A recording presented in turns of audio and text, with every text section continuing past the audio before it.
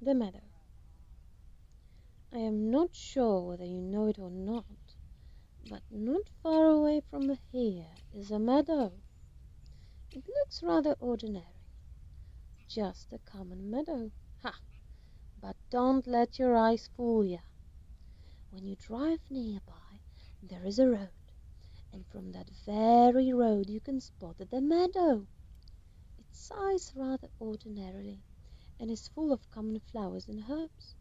However, they are everything but ordinary to me. Cornflowers grow the closest to the meadow's verge. Their bright intensive colours sting your eyes. They are mixed with the yellow spots of marsh marigolds. Those marigolds look as if they were punctuation marks, dots and commas. Your mummy will explain it to you, among other more palatial flowers. Then your eyes lead you further to the high slim grass, which wobble nostalgically with every slightest blow of the wind. It looks ordinary, but this piece of land behaves strangely. Spring starts here the soonest, and autumn finishes the last. What is more, autumn is so seductive and full of colours that even the most beautiful spring would be jealous of its tints and blush.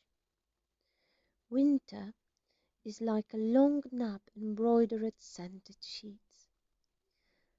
Anyway, little creatures live on this breathtaking and peaceful piece of land. They are not gnomes. It happens that gnomes live in the forest, and they sometimes meet with the dwellers of the meadow, but both have lots of activities and see each other pretty rarely. The meadow's dwellers are little creatures, as I said before, who are very similar to mice, but they walk on the two hind paws, just like humans, and they speak several languages: human, sparrowish, storkish, froggy, and mousy, of course. The gnomes also speak those languages, so there is no problem with communication. The little creatures must be able to communicate with everyone who shows up on the meadow. This is why their education is based mainly on learning languages. That doesn't mean they do not learn anything else. They study botany, how to make a difference between individual species, zoology, basics of medical practice. The latter actually allows them to help some bug or a butterfly which has trouble getting out of the cocoon. Because getting out of a tight cocoon is not as simple as it may seem. Sometimes you can damage your wing or scratch some of the powder off of it. How can a butterfly show publicly with a partly bald wing? But I am still avoiding the main point. Back to it again. The meadow is big and inhabited by a large amount of little creatures. Nobody has ever counted them, so no one really knows how many of them live here. However, I think the density of the population is high, as the dwellers from the northeast part of the meadow often do not know the ones from the southwest part. Many different things happen on the meadow. Sometimes they are funny, other times they are sad, but one is for sure: nobody ever gets bored here. Now, it would be appropriate to finally introduce myself. My name is Kiri, and I am one of the meadow's inhabitants. I have a mum, a dad, and a brother. My mum's name is Soria, my dad is Merton, and my little brother is named Berlin, but in our burrow we all call him Bulbul.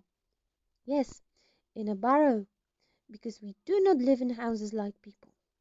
We live in burrows. Certainly, the standards are much higher than a long time ago. Now, our living conditions are almost just like the ones that humans have. Maybe we do not have TV, telephones, or the internet, but we do have bathrooms, running water, and electricity. We need light to do our homework after all.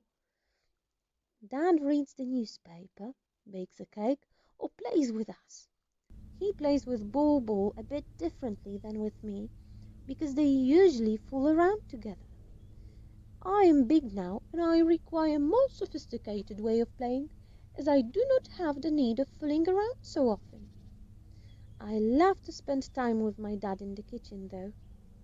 My mum has some time then to rest and to drink her favorite chamomile brew. I love counting fireflies with my mum in front of our burrow. It always calms me down and lets me fall asleep better. My mum sings very pretty and smells so good. I would love to smell like that once I become a mum. Now I smell like chamomile and sage. My mum smells like briar rose.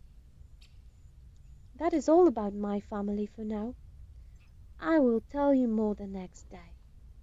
I have to go to sleep right now because a lot of activities are waiting for me tomorrow, and I am very exhausted. After all, I have already counted all of the fireflies. Good night.